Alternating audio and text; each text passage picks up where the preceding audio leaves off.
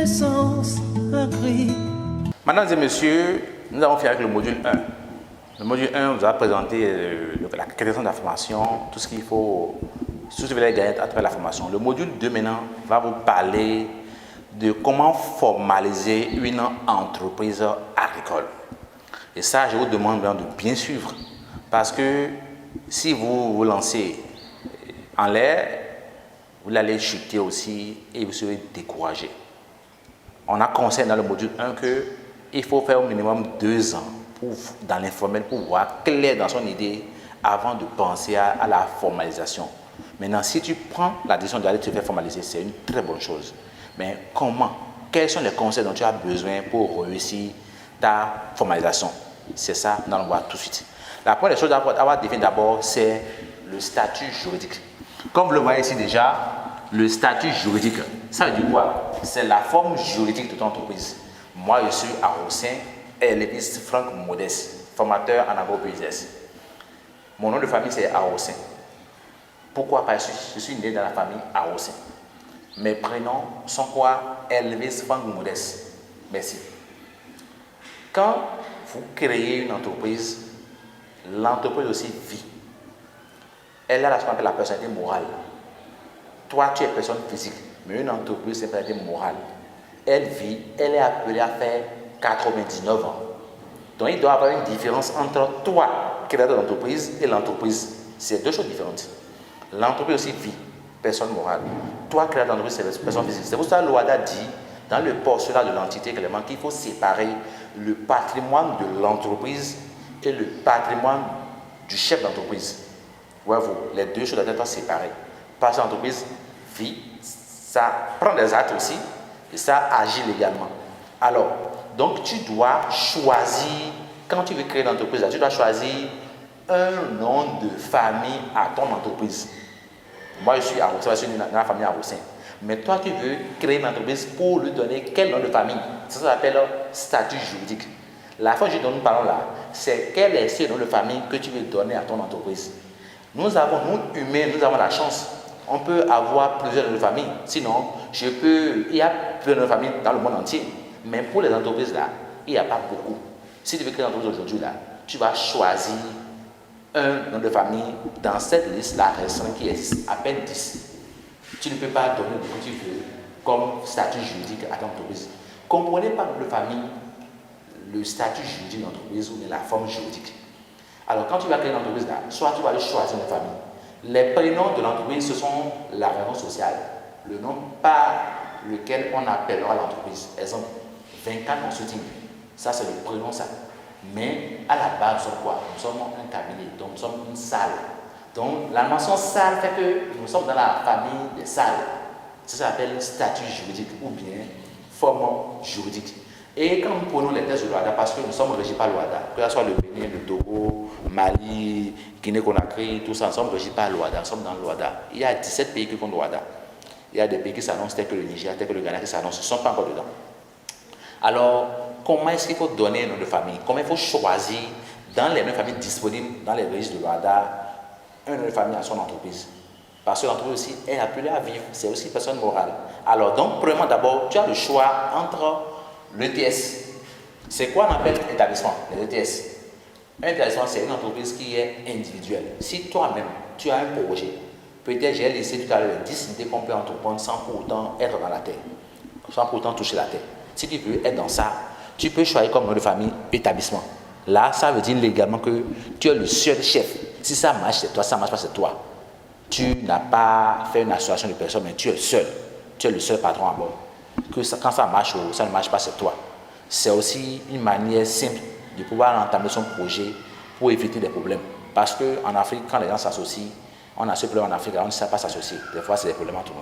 Tu peux créer ce qu'on appelle un établissement ETS. Pour créer ça, c'est simple. Pour créer l'établissement, c'est simple. Il te faut l'acte de naissance. Tu dois prendre la copie de ton acte de naissance.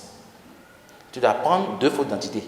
Tu dois prendre un casier judiciaire, plus la somme de 10 000 francs CFA. Et tu te rends au centre de formalisation d'entreprise de ton pays.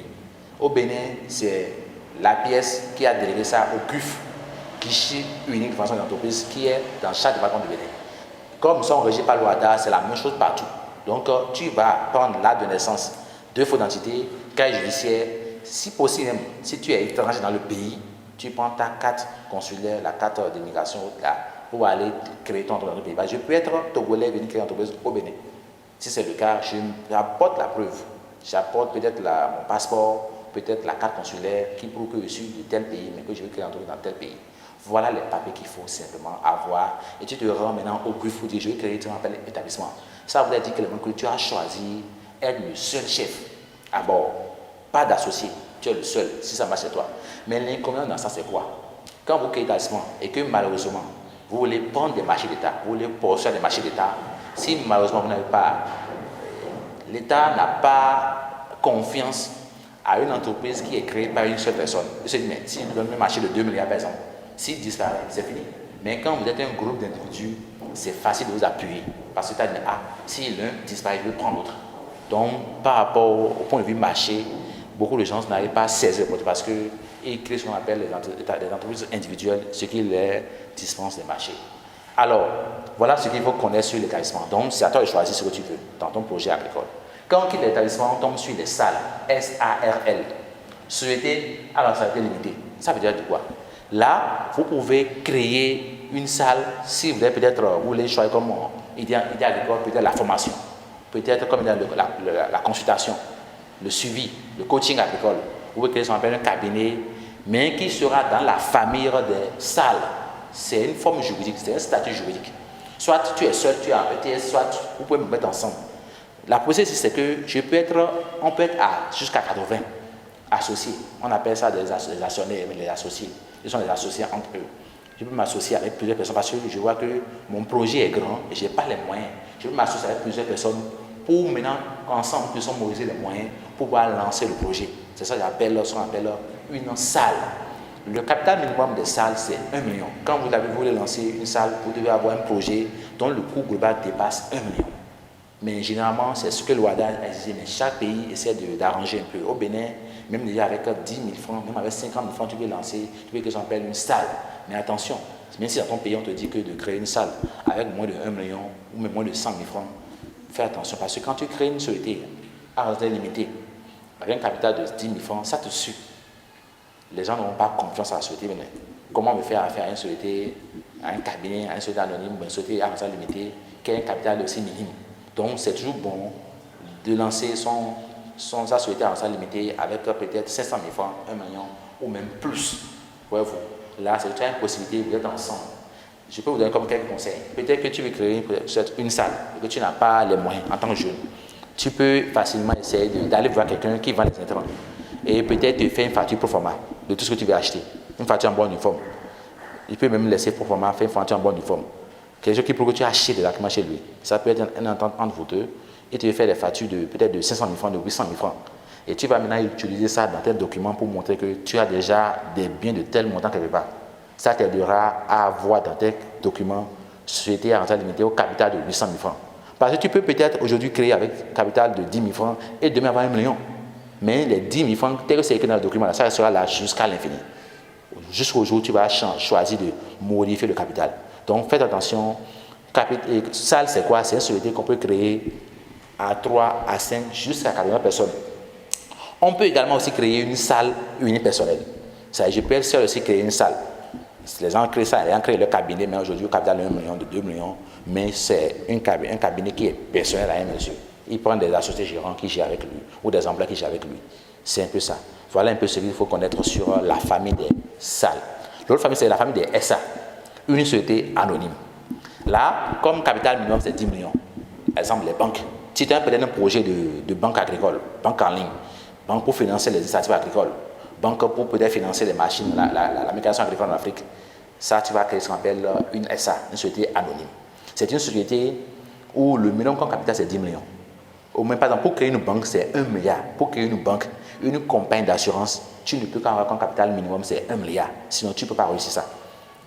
Tu vois, donc il faut vraiment des actionnaires. Tu vas prendre des gens qui sont un peu riches, avec qui vous allez s'associer pour pouvoir lancer votre banque. Ça, c'est un projet innovant parce que les banques agricoles sont très très rares en Afrique. On n'a pas d'appui. Actuellement, j'ai appris hier en France qu'il y a même une assurance qui est sortie, assurance agricole, pour pouvoir aider les producteurs qui ont eu des problèmes de Covid, des effets climatiques. Vous voyez, quel soulagement, voyez-vous. C'est encore dommage en Afrique. Peut-être c'est grâce à ton projet que l'État va voir de quoi il s'agit et commencer par se lancer. Donc, si tu veux créer ton projet agricole et que tu veux choisir, peut-être pas ETS, peut-être pas SAL et une SA, sache qu'avant de choisir SA, tu dois avoir un projet agricole qui dépasse déjà les 10 millions. Peut-être que tu as un projet d'installer des machines agricoles au pays. Peut-être de faire la location des véhicules, tout ça là, des transports, des camions là. Ça, tu veux que ça s'appelle carrément, ça s'appelle une société anonyme. Mais si ce n'est pas dans le cas, tu veux peut-être créer une société, peut-être tu as un projet à but non lucratif. Peut-être que tu as vécu en France, en Europe, et tu es de retour au pays, et tu veux créer une association pour encourager la promotion de l'agriculture, pour inciter les jeunes à aller vers l'agriculture, et un projet qui n'est pas lucratif, qui n'est pas forcément dans le but de te faire de l'argent, tu peux créer ce qu'on appelle une ONG ou une association. Les ONG et les associations sont régies en Afrique par la loi 1901. C'est cette loi qui régit les associations des ONG. C'est-à-dire que je peux être jeune, je peux être quelqu'un, je peux m'associer, on peut se mettre à 3 à 4 pour faire la promotion de quelque chose, pour défendre quelque chose.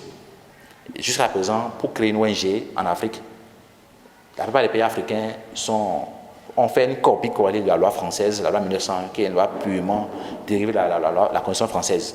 Et aujourd'hui, récemment, il y a une étude qui a révélé que la plupart du terrorisme en Afrique est financé par les ONG parce que les ONG sont faiblement contrôlées. C'est un rapport qui est clair, ce n'est pas moi qui l'ai dit. Et c'est pour dire que les ONG sont faiblement contrôlées en Afrique. Donc les gens profitent par là pour pouvoir financer des petits projets dans le slogan de projets à but non lucratif. Voyez-vous, donc je pense que il faut, si vous avez un projet peut-être qui vise à faire le social, vous pouvez aller créer une ONG ou bien une association entre des acteurs. Pour créer ça, il faut simplement 100 000 francs. Qu'est-ce qu'il faut? Il faut un statut. Vous devez définir un statut clair de ce que vous voulez faire. Qui est le président, c'est qui le secrétaire. Parce que pour créer ça, il faut 5 personnes au minimum. Il faut un président de l'ONG, il faut un secrétaire ou bien une secrétaire, il faut un TG ou bien une TG, trésorier général. Et après ça, après ces 3 personnes obligatoires, vous devez avoir aussi 2 personnes qui seront dans le comité de contrôle, c'est-à-dire pour contrôler l'action de ces 3 personnes. Il y a un président du comité de contrôle, rapporteur du comité de contrôle. Donc voilà les 5 personnes indispensables pour créer une ONG. Maintenant, vous pouvez aller à 100, vous pouvez aller à 200, mais toujours dit qu'il y ait vraiment un statut qui définit à chacun ses actions, ses obligations. Si vous pouvez avoir un président, un PVP, peut-être un deuxième PVP, troisième PVP, etc. Mais il faut que les choses soient claires. N'oubliez pas, on est en Afrique.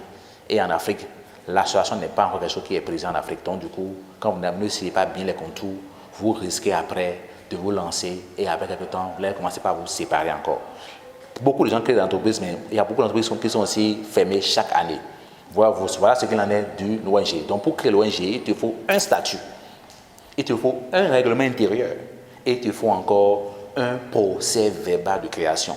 Pour avoir le statut, c'est très simple. Tape sur Google statut type de ONG, tu vas voir, tu vas t'inspirer pour faire pour toi.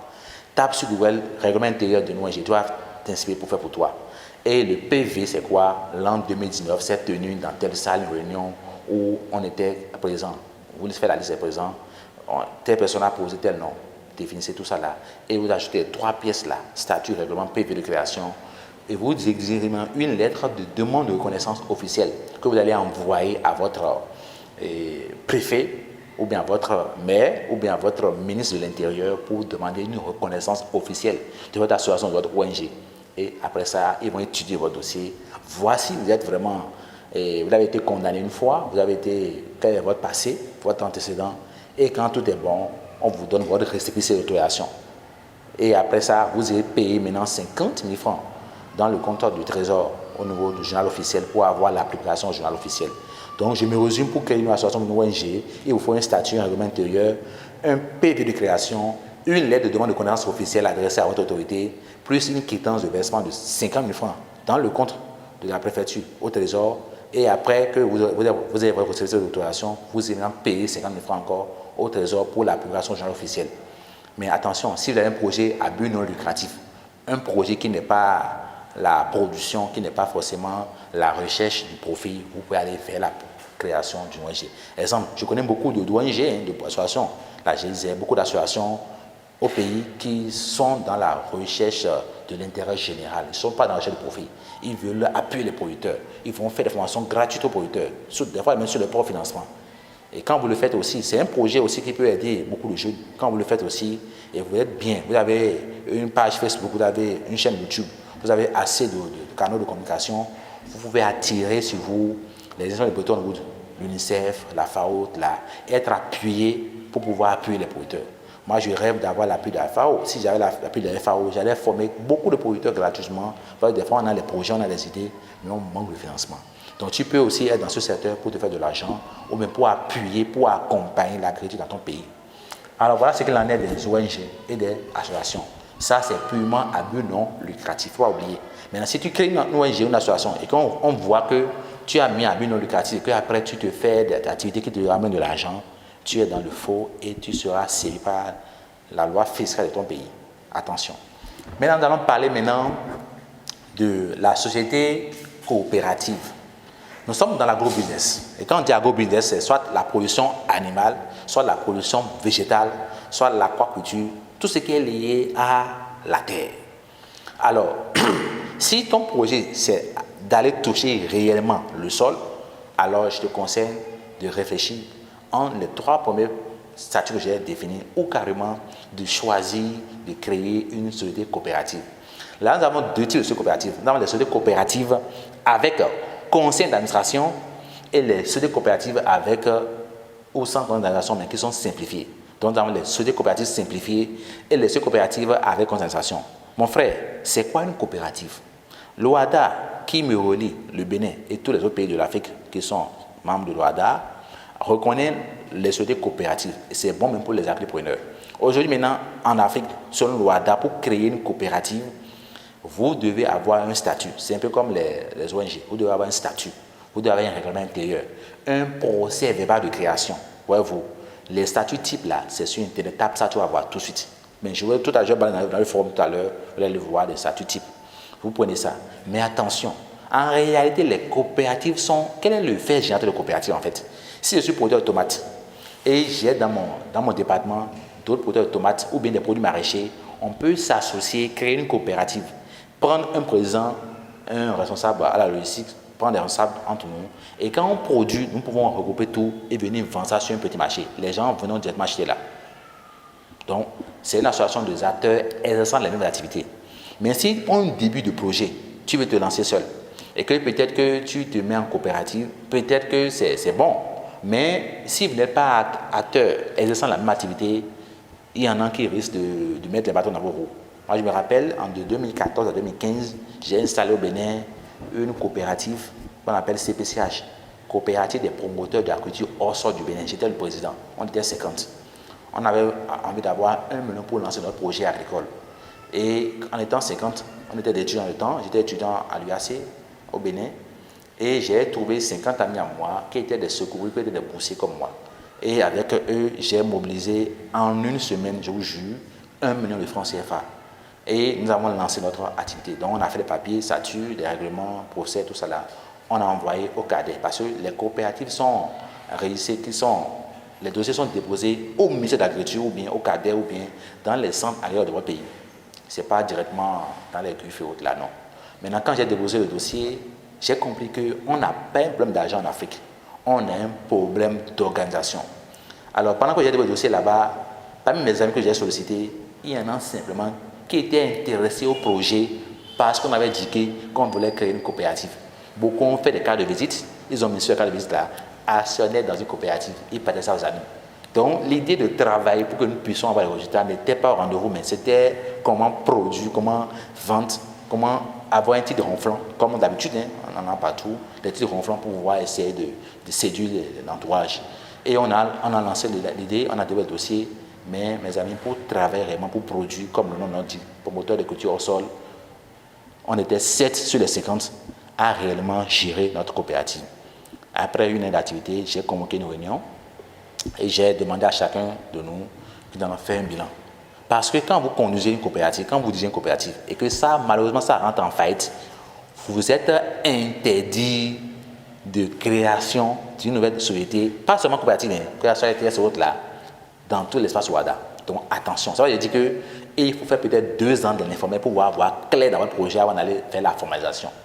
Voyez-vous.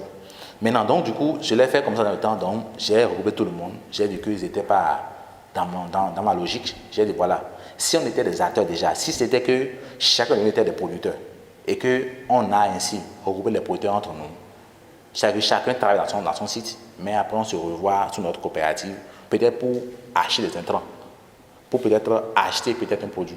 C'est comme les Libanais. Là, souvent les Libanais, ils vendent des meubles au Bénin ou bien en Afrique. Et le meuble que le Libanais vend, c'est 3 fois moins cher que le meuble d'un Africain. Pourquoi? Parce que quand les Libanais veulent lancer, passer une commande, ils regroupent toutes les commandes des autres Libanais de l'Afrique, de leur pays d'abord, de l'Afrique, et ils passent ça chez le même fournisseur. Ça leur revient tellement moins cher. Et quand ils rachètent, maintenant, ils se partagent entre eux. Mais l'Africain se lève en Saint-Cloto et il ira lui directement sur le marché acheter. Ça lui revient très cher. Donc, la coopérative, l'essence de la coopérative, c'est quoi? C'est une coopération. C'est-à-dire, je suis producteur de tomates, tu es producteur de tomates, et les producteurs, nous sommes 20 producteurs de tomates. On peut s'associer pour dire non à un marché. Pour dire, attention, nous allons vendre nos produits comme ça. Et si on est soudés, on est vraiment dans la coopération, on va gagner. C'est ça l'esprit de coopérative. Mais si vous voulez lancer votre projet pour une première fois et que vous vous mettez dans la coopérative avec des amis entre vous qui ne sont pas forcément dans la mentalité d'agriculture, ils vont vous plonger, ils vont vous créer des problèmes. Et après, vous avez dit, plutôt que peut-être que ne les mettez pas dans la coopérative, peut-être prenez comme des actionnaires simples. Ils vont vous passer de l'argent, après vous allez les rembourser. Donc dans la coopérative à nous, on était 50, c'était 5 qui ont travaillé. Après, j'ai invité tous ces gens-là. Je les ai remis leur argent avec quelques intérêts. Ils sont partis. Les 7 qui sont là, on a modifié les gens le nom et on a continué l'activité jusqu'à ce jour. Voyez-vous. Aujourd'hui, maintenant, beaucoup d'entre les parmi les 7, d'autres ont voyagé, sont plus au pays, d'autres sont en train de faire l'agriculture dans d'autres pays. Et c'est comme ça qu'on va continuer notre projet agricole. Voilà un peu ce que je tiens à vous dire sur la coopérative. Donc, si vous êtes déjà acteur, vous pouvez être un simple agripreneur et faire 2 ans dedans. Et après, maintenant, vous mettre ensemble. Identifier d'autres agripreneurs comme vous mettre ensemble pour créer votre coopérative. C'est vrai, on n'aime pas trop être en association en Afrique, mais il faut que nous allons vers là si nous voulons être forts. Voyez-vous. Donc, quand vous créez des coopératives agricoles, que ce soit avec un conseil d'administration ou avec un simplifié, vous avez des avantages. L'État vous appuie, vous avez les conseils, vous avez les conseils, les gens, les cadres qui viennent faire l'appui. Donc, c'est un peu ça. Donc, voilà ce que je tiens à vous dire sur la formation d'entreprise, surtout au niveau des statuts juridiques. Tout à l'heure, lors des débats échanges, je vais approfondir un peu la coopérative pour des questions. Je vais dire les questions que vous allez poser sûrement, que je vais répondre. Mais avant de continuer, avant de finir, n'oubliez pas, il y a le deuxième point. C'est bien sûr la raison sociale ou la dénomination sociale. Ça voudra dire quoi? Tu as choisi déjà un nom de famille, parmi les noms de famille qui existent. Soit c'est ETS, soit c'est SAL, soit c'est SA, soit c'est peut-être ONG, une association, ou bien carrément une coopérative. Coopérative avec conseil d'administration, ou coopérative avec coopérative simplifiée, ou bien simple. Alors, maintenant, vous devez avoir un nom pour votre coopérative, un nom pour votre ETS. Exemple, moi maintenant, c'est quoi? C'est 24 Consulting. Ça, c'est mon nom, ça. C'est ça que j'appelle la raison sociale, ou bien la donation sociale. Donc, dans la vie courante, en ramenant à nous-mêmes là, notre nom de famille est notre statut juridique et notre prénom est notre raison sociale, si vous comprenez ça comme ça. Donc, la raison sociale, c'est quoi? C'est le nom que tu veux donner à ton entreprise. Est-ce que c'est quoi? Tomates d'Afrique, les jus bio, ou bien quoi? Quel est ce nom-là? Mais n'oubliez pas, votre nom doit être l'image de votre objet social. Si vous voulez vraiment créer une entreprise qui va peut-être vendre des jus de fruits, que le nom quitte le cadre des jus de fruits. Parce que aujourd'hui, quand nous parlons de jus de Coca-Cola, on sait que c'est une société de brasserie qui produit des jus et autres là, des produits gazéifiés. Donc, on doit voir à travers votre nom de quoi vous faites comme activité déjà. Donc, n'oubliez pas, la raison sociale ou la donation sociale, c'est le nom de votre future entreprise. Et il faut réfléchir, trouver de très bons noms. Quand je dis ça, je pense à la ferme Pénouquet, qui a été une association de noms des plus enfants de la personne. Je pense à la ferme Rogatien, la ferme Adonaï, la ferme Bernard, il y a les 5 doigts, beaucoup de fermes. Donc, soyez inspirants, trouvez de très bons noms pour votre entreprise. Parce que le nom aussi va donner l'envie de travailler, de pousser, d'avoir de l'énergie pour aller de l'avant. Très capital, mes amis. Alors maintenant, quand nous quittons le statut juridique et la raison sociale, nous tombons maintenant sur l'objet social. L'objet social, ça dit quoi? Quelles sont les activités que votre future entreprise veut vraiment mener? Alors, donc, là aussi, il faut faire attention. Si vous choisissez de créer ce qu'on appelle ETS, SAL, SA, Et quand vous mettez comme objet social, vous mettez beaucoup d'activités, les gens, l'agent d'impôt va vous évaluer l'impôt en tenant compte de ça. Parce que si vous n'êtes pas dans la terre, dans la production, vous serez assujetti aux impôts. Parce que c'est que dans l'impôt à l'export, dans l'agrotourisme, on va payer d'impôts dans son pays, il n'y a rien à faire. Donc, pour l'objet social, faites attention. Vous pouvez peut-être utiliser des groupes de mots pour paraphraser toute votre activité. Peut-être commerce général, peut-être production et commercialisation des intrants. Voyez-vous, un nom, peut-être commerce des intrants agricoles. Déjà, quand tu vas demain en train de vendre peut-être des engrais, on ne va pas te reprocher quelque chose. Si on te vend des produits de plomberie, de côte à côte, autre là, peine perdue aussi. Donc, il faut réfléchir pour bien lister son objet social. Merci beaucoup. Alors, maintenant, s'ensuit maintenant l'adresse complète. Tu as déjà pensé à ton statut juridique, à ton nom, raison sociale. Tu as déjà pensé aussi aux activités que tu veux mener avec ton entreprise. Tu dois maintenant aller vers maintenant quoi? Vers maintenant le siège. Ton entreprise sera où? Donc, dans l'adresse complète, on a le siège social. Notre coopérative, notre entreprise est dans tel pays, tel quartier, telle maison, telle lot, telle rue. Tu dois même penser à avoir un compte bancaire pour ton entreprise, avoir un numéro de téléphone, un cellulaire, un numéro fixe, un numéro WhatsApp, être présent sur toutes les plateformes, chaîne YouTube, tout ça là. Parce qu'aujourd'hui, maintenant là, on ne peut plus rien faire aujourd'hui sans le digital. Une entreprise qui n'est pas présente sur le numérique est déjà un monnaie. Vous devez avoir tout ça là. Si vous nous voyez aujourd'hui, maintenant, c'est grâce à notre chaîne France 24 TV que je vous prie même d'abord d'aller vous abonner sur ça, voyez-vous. Donc, c'est grâce à ça qu'on a créé des forums. Les gens, quand ils écrivent là-bas, ils viennent dans nos forums et comme ça, on grandit chaque jour. Merci beaucoup. Donc, voilà un peu l'adresse. Donc, vous devez voir ça. Alors, c'est l'instant des questions. Posez des questions, je vais vous répondre et nous allons essayer d'animer. C'est la fin du module 2. Merci. Mais avant d'aller vers le module 3 qui parle de l'agriculture hors sol, 7 vidéos pratiques pour vous révéler les secrets les mieux gardés en agriculture hors sol.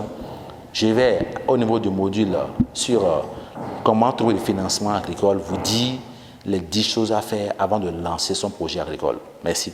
À tout de suite.